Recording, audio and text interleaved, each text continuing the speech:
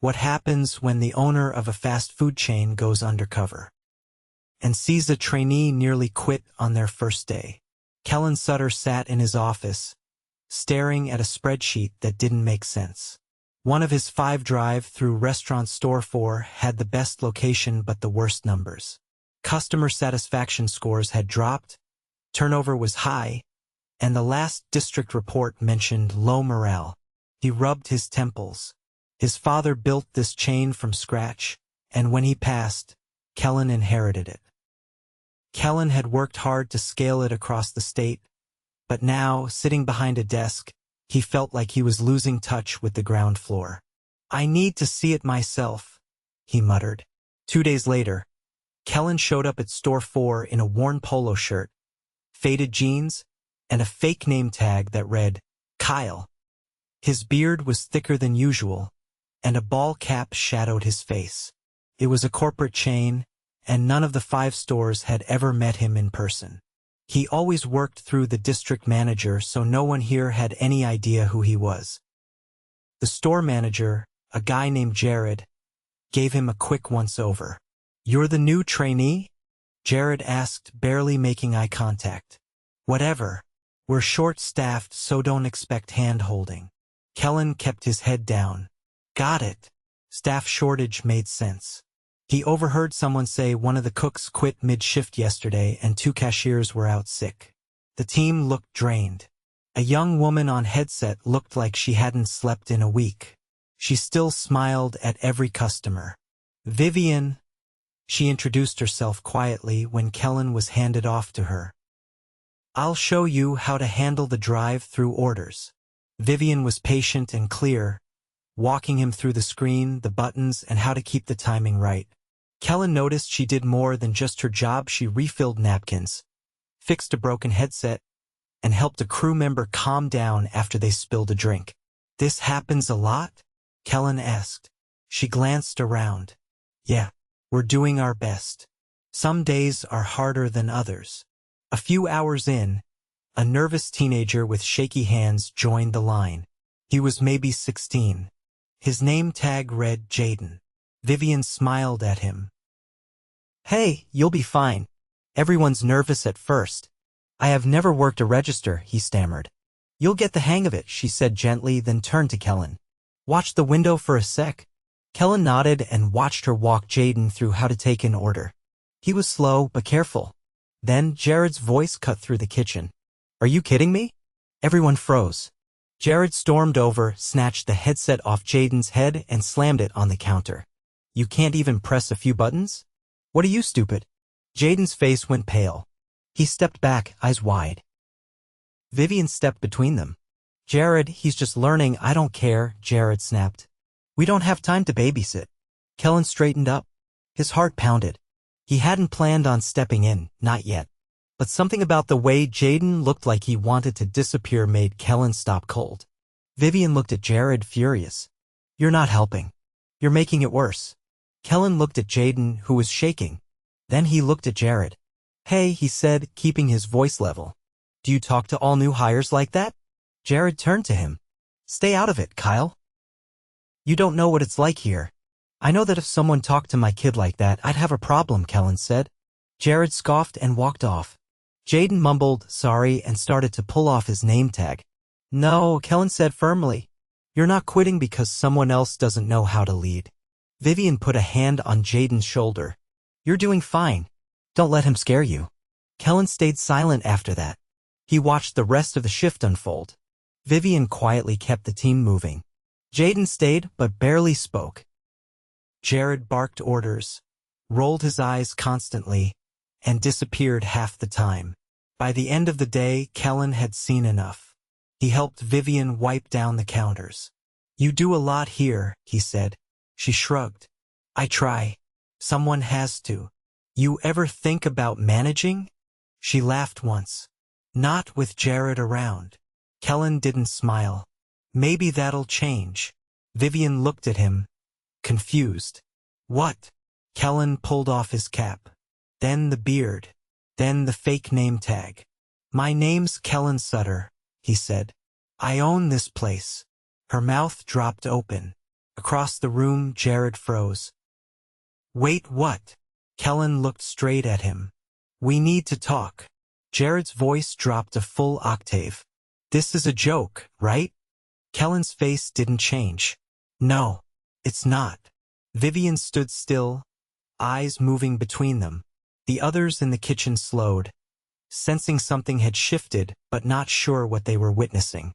Kellen didn't raise his tone. Office. Now. Jared hesitated, then turned and walked toward the back hallway. Kellen followed him in. The tiny office was cramped. A single desk buried in paperwork and a flickering monitor pushed into the corner. Jared leaned against the filing cabinet, arms crossed. I've got a lot of responsibilities here, he started. You're done, Kellen said flatly. Jared blinked. What? You're no longer employed here. You can't just. I don't tolerate humiliation. Not of employees, not of trainees, not of anyone. I watched you berate a kid in front of the team. You didn't coach him, you didn't support him, you humiliated him. You created fear, not leadership. I've been running this store for over a year. I know what it takes to keep the place moving, Jared snapped. Kellen looked at him. And you've also run it into the ground. You've got the highest turnover rate of any location. The worst customer feedback. The worst internal morale. You think you're holding it together, but everyone here is holding it together despite you.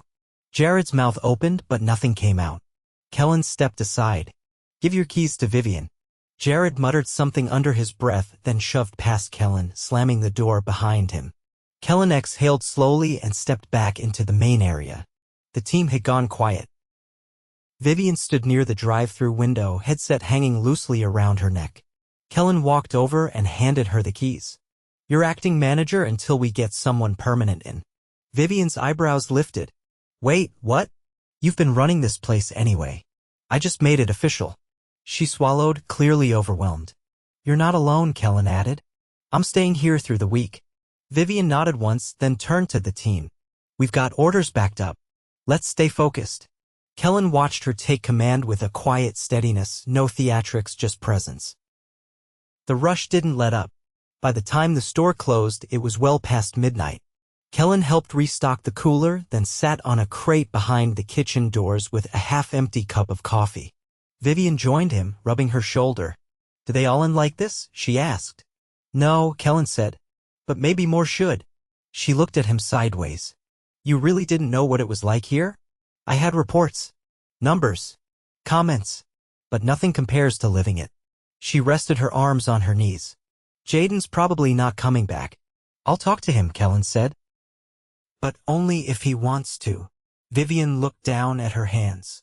You're gonna find more than just Jared if you stay the week. I'm counting on it. The next morning, the vibe was different. People were cautious around Kellen, still calling him sir. Now, but there was something else too. Curiosity. Maybe hope. Vivian had come in early, clipboard in hand, trying to piece together the schedule. The store was still short 2 people.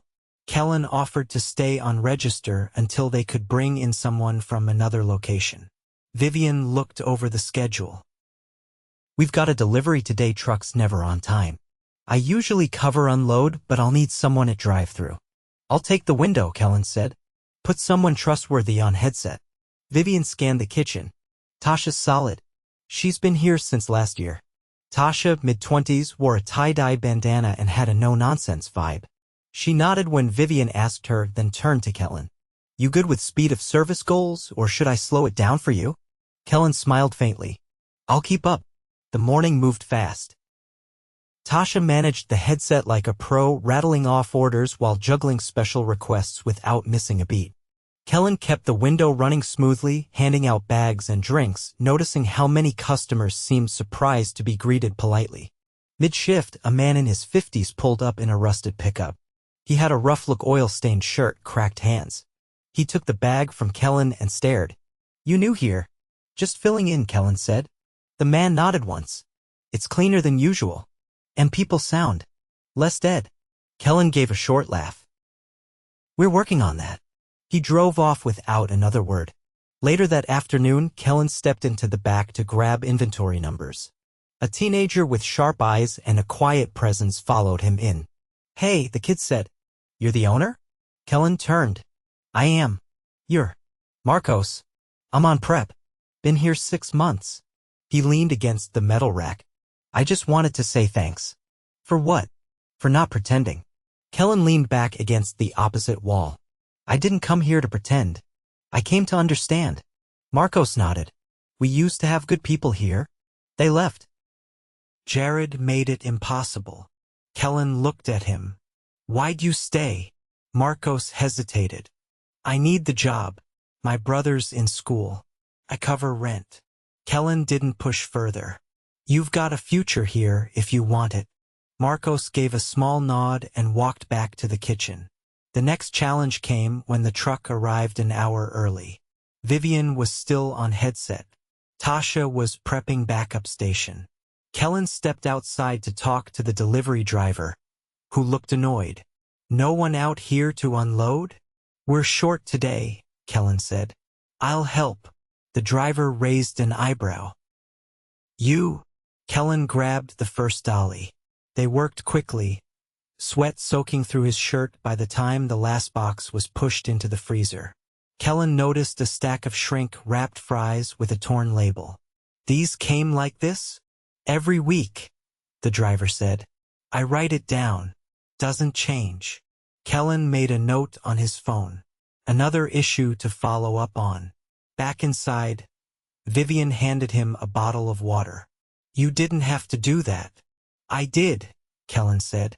If I'm part of this team, I carry my weight. She looked at him for a beat, then nodded. Evening came fast. A new cashier, Layla, arrived for her first shift. She looked nervous, tapping her fingers against the counter. Vivian paired her with Tasha. Kellen noticed how Tasha didn't just tell her what to do, she walked her through it, gave her small victories, and corrected gently. Where'd you learn that? Kellen asked during a lull. Had a boss in high school who yelled every time I messed up, Tasha said. Made me hate the job. I swore I'd never be that person. Kellen nodded. You're not. By close, the team was running like a threadbare machine. Not perfect, but moving with rhythm. Vivian stayed late to balance the drawer. Kellen joined her at the back counter. I haven't seen half the people from corporate lift a finger, she said, counting bills. Then we've got bigger problems than this store. She looked up. What's next? Kellen leaned on the table. We rebuild the culture one shift at a time. You don't fix a broken place by writing memos. You fix it by showing up. Vivian closed the drawer. Then you'd better keep showing up. Kellen didn't answer right away. Then he said, I plan to. As the lights dimmed and the last lock clicked, Kellen looked around the store. It wasn't fixed, but it was no longer ignored. And that was a start.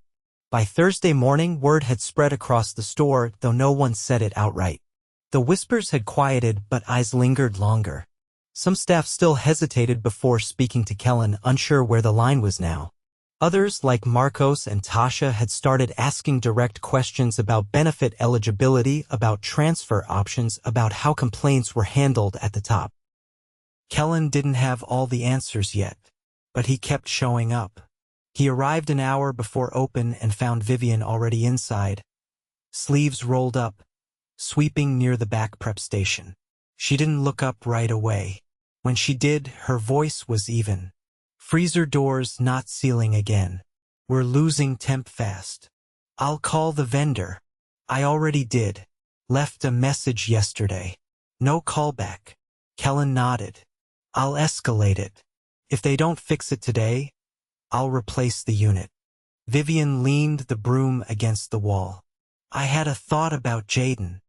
He reach out. No. But his sister came through Drive-Thru last night. Told me he's been skipping school since Monday. Kellen exhaled through his nose. You have a number for her? Wrote it on a post-it. Left it in the office. He retrieved the note, stepped outside to make the call, and returned 20 minutes later. He's willing to meet, Kellen said. Wants to come in after close tonight. Just talk. Vivian gave a single nod, then turned back to prep. By noon, the lunch rush had begun to swell. Marcos was on grill, Layla handling register with Tasha close by.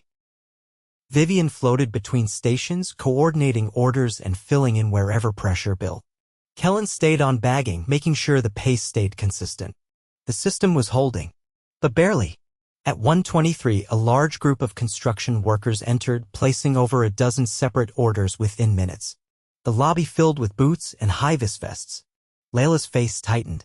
This is more than I've done before. You're fine, Tasha said, steady. Take them one at a time. Don't rush. Vivian passed behind them, already filling cups.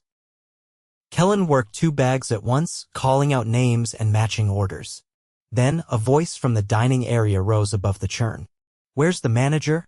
A man with a shaved head and clipboard stood near the soda fountain, arms folded. His shirt bore the logo of a third-party inspection company. Vivian stepped up quickly. Afternoon. I'm acting manager. He didn't return the greeting. Where's your grease log? And the last pest control certificate? Vivian moved to the office, retrieved the binder, and handed it over. He flipped through without comment, then walked toward the kitchen without asking. Kellen watched as the man moved past the food line, pausing at random spots. He made a mark on his clipboard, then turned to Marcos. You the cook? Yeah. You wear gloves when handling raw meat? Marcos held up gloved hands. Always. The inspector sniffed. I'll be watching. He continued back toward the storage room. Kellen followed. Mind if I ask your name? Kellen said. The man stopped. Travis. Travis, I'll walk with you. If you need anything clarified, I'm happy to assist. Travis gave him a stiff glance. You corporate? Owner. That got a reaction. Travis blinked, then adjusted the clipboard under his arm. You should know your equipment's borderline. Walk-in's losing temp. We're already addressing it. Travis said nothing further, but his tone softened as he completed the walkthrough. By the time he left, Vivian was already updating the vendor call log. Second visit this month, she muttered, scribbling on the form. We usually only see them quarterly. Kellen leaned against the counter. Someone might have flagged us. Vivian didn't look up. Wouldn't surprise me. Later that afternoon, a shift change brought in Brenna, a part-timer from another location, filling in for a sick call. She was quiet, kept to herself, and tied her apron twice before stepping onto the line. Where do you usually work? Kellen asked as he handed her a headset. Store 2. Good team there. It used to be. Kellen caught the phrasing. Something changed recently? Brenna hesitated. One of the managers got transferred in a few weeks ago. Used to work here. Kellen didn't respond right away. Name? Jared. He felt his jaw tighten. He's been different there, she added quickly. Quieter. But people are leaving. One of the closers quit mid-shift last Saturday. Kellen nodded once. Thanks for telling me. He made a mental note to follow up with the Store 2 GM. By 6, the pace had slowed. Vivian took a short break out back, sipping water with her back against the wall. Kellen joined her, the evening air cooling his skin. You ever think about leaving? He asked. All the time. What kept you here? She glanced toward the back door. I wanted to make sure someone gave a damn before I walked out. Kellen folded his arms. You're not the only one. The last few hours of the shift moved steadily.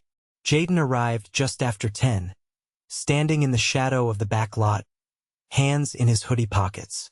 Kellen stepped outside, Vivian just behind him. Jayden's voice was low. I messed up. You didn't, Kellen said. You were learning. Jayden looked at the ground. He made me feel like I shouldn't even be there. He's gone, Kellen said. And if you ever feel like that again, I want you to come straight to me. But only if you want to come back. Jayden hesitated, then nodded once. I'll start with weekends, he said. If that's okay. Vivian smiled. We'll ease you in. By the time the store was locked, Layla was stacking chairs in the lobby, humming quietly. Tasha finished wiping down the fry station. Marcos pulled the trash. Kellen helped with the closing drawer, watching Vivian work the calculator with swift familiarity. You ever think about running a store full-time? He asked. She paused. You offering? I'm asking if it's something you want. She closed the drawer. It depends. On? Whether this place is really going to change. He didn't answer right away. Then he said, come to the district meeting next week. Sit at the table. Not as a guest, as leadership. She stared at him for a second. All right. As they left for the night, the parking lot was empty except for a few scattered leaves and the low hum of the streetlights. Kellen turned as Vivian locked up behind him. Tomorrow's Friday, she said. Almost there. She nodded once. Let's make it count. Friday started quiet but not calm. Kellen arrived before sunrise. The air carried a bite and condensation streaked down the drive-thru window. Inside, the lights buzzed low. Vivian was already in the back, reviewing supply counts with a clipboard resting on a crate. She looked up briefly but didn't speak. Kellen stepped beside her. We're short on cups, she said. Mid-size. We'll run out before lunch. He scanned the inventory report. I'll drive to store 3 after breakfast. They've got surplus. Vivian didn't look up. You shouldn't have to. I'm not waiting on logistics to catch up. She nodded once, then turned back to the list. By 7, the first shift had trickled in. Jayden showed up early, hood up, hands in his jacket pockets. He didn't approach anyone, but he didn't walk out either. Vivian handed him a headset wordlessly and pointed him toward the register. Tasha stood nearby, already tying her apron. Start slow, she told him. Accuracy first, speed later. Jayden gave a short nod and took his place. Kellen stayed near the back, fixing the battered receipt printer that kept jamming the night before. The repair tech hadn't returned his call, so he dug into the panel himself. As he worked, he overheard Marcos in the prep area. Those chicken deliveries don't match the weight again. Vivian moved closer. 3rd time this month? Marcos held up the box. It's supposed to be sealed. This one's already cut. Kellen stood. Hold it aside. I'll deal with the vendor directly. Vivian gave him a glance. You need to document it. He took out his phone, snapped a photo of the box, then set it aside for inspection. The morning rush started sharp at 8. A school bus had broken down nearby, forcing a detour, and within minutes, the drive-thru line curled around the building. Inside, tension rose fast. Jayden stumbled on a few orders. A woman at the counter complained about missing ketchup loudly. Tasha dealt with her calmly, but the noise rattled Layla, who fumbled a drink tray and spilled soda down her leg. Vivian handed her a towel. Go change. Take 5. We're down 2 people, Layla said, eyes wide. I can't. Take 5 or you'll burn out by lunch, Vivian said again, firmer. Kellen stepped in at the front to cover. The register interface was muscle memory by now. He greeted each customer evenly, keeping pace steady without pushing too hard. By 10, the line thinned. Layla returned, damp apron replaced, and took over the register. Vivian walked past Kellen, brushing her sleeve against her forehead. You've got grease on your collar, she said. He looked down. Adds to the look. She didn't laugh. Truck's late again. Same driver. No. New face. I already called twice. No update. Kellen removed his gloves. I'll go check the route logs. He stepped into the office and pulled up the delivery tracking system. The truck hadn't left the depot. No explanation given. He called the vendor directly and finally got a dispatcher on the line. We're behind. Your location's been bumped to after store 6. That's not acceptable, Kellen said. You've missed this window 3 times in 2 weeks. Short-staffed. Nothing I can do. You can put this store back on its original route. The dispatcher paused. You're not the GM. No. I'm the person who signs the contract. Silence. I'll call the driver, the dispatcher said. Kellen hung up, then returned to the floor. Vivian was at the sink, scrubbing a tray with her sleeves rolled up high. Her eyes were drawn, but she didn't speak. The truck's coming next, Kellen said. She nodded without expression. The delivery arrived just after 11. The driver was new mid-30s, heavy-set, moving slow. Kellen helped unload again, checking each box as it came off the dolly. 2 items were missing. Not damaged, just not there. Vivian reviewed the manifest. They didn't pack the fruit cups or sauces. We're gonna run out of both, Marco said from the prep area. I'll pick them up after lunch, Kellen said. Vivian leaned against the freezer door. This can't keep happening. It won't. I'm replacing the vendor next week. She looked over at him. You're serious? I've seen enough. The lunch rush hit hard. Dozens of orders stacked fast. Kellen stayed on Expo, matching receipts to bags, calling out final checks. Marcos moved like a machine on grill, and Tasha floated between register and drive-thru, keeping things from collapsing. Midway through, a customer in a suit stepped to the counter. I placed a mobile order 20 minutes ago. Vivian moved quickly. Name? He gave it. She checked the tablet. Nothing. He raised a finger. I have the receipt right here. I want a refund. We'll take care of it, she said. I don't want excuses.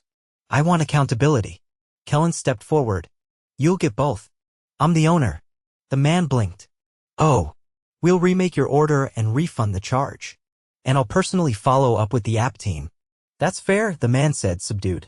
Vivian prepped the box herself. Kellen walked him through the refund. The man left quietly, head down. The rest of lunch passed without incident. By 3, the line was down. The team looked drained but steady. Vivian poured herself a drink and sat on a crate near the back. Kellen joined her. You remember the first time you closed a store by yourself? He asked. Yeah. Our night cook no-showed. I had to learn the fryer solo. What happened? Burned the first 2 batches. Got it right on the 3rd. That's how you learn. She looked over at him. You think any of this actually sticks? Training, systems, culture. It does. When people like you are in charge. She didn't respond right away. Then, you really stepping away from day to day? I'm restructuring. Half of leaderships never stood in a kitchen. That ends now. Vivian took a long sip of her drink. You'll need better district leads. I already started reviewing their files. She stood. Good. Dinner shift brought in a different tempo. Families. Kids. A little louder. A little messier. But less urgent. Marco switched to register. Jayden stayed near the drive-thru, headset on, moving smoother than before. At 6, Kellen gathered the team during a lull. I want to say something, he said. Everyone turned toward him, some leaning against counters, others wiping hands on aprons. I came here because I had questions. I got answers. Not all of them were good. But what I saw was a team that kept showing up, even when leadership didn't. He looked at each of them. No script. No rehearsed lines. That stops now. From this point forward, we operate with respect, with support, and with structure. If someone breaks that, and I mean anyone, their time here ends. No one spoke. You've earned raises. Not promises, paychecks. Those are being processed. Starting next week, this location will run with full staffing, rotating backups, and scheduled maintenance on all equipment. Vivian's hand tightened on her apron string. You've also got a new general manager, Kellen said, turning to her. Effective immediately. Tasha clapped once. Marcos followed. Then the rest. Vivian didn't smile. She just said thanks. Let's keep going. By the time the store closed, the team moved like clockwork. Vivian ran final drawer. Jayden wiped counters. Tasha handled trash. Marcos restocked for morning. Kellen walked out last, keys in hand, and locked the door behind them. Vivian stood beside him under the glow of the street lamp. You staying on for morning? She asked. No. You've got it now. She looked at him. You sure? He nodded. I'm not stepping back. Just stepping aside. She gave a short nod. Then get some rest. He watched her walk to her car, shoulders squared, no hesitation in her step. For the first time all week, he didn't feel the need to look back.